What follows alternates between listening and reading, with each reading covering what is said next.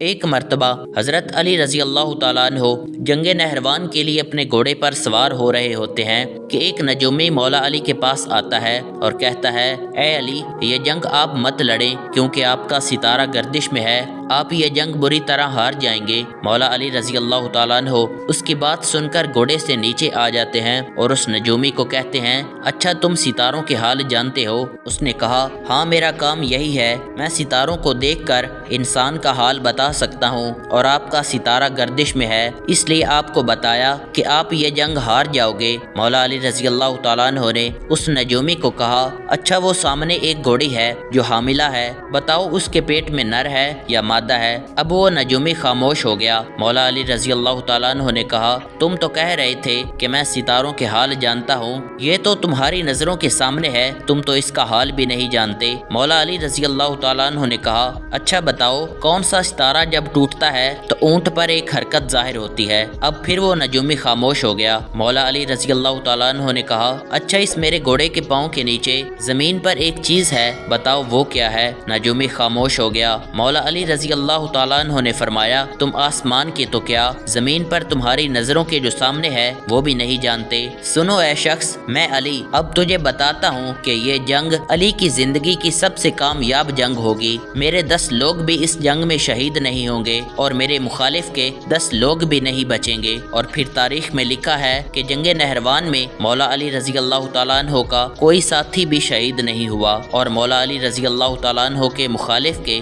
صرف 9 آدمی بچے تھے۔ یقیناً دوستو، حکمت اور دانائی میں حضرت علی رضی اللہ تعالیٰ عنہ کا کوئی ثانی نہیں۔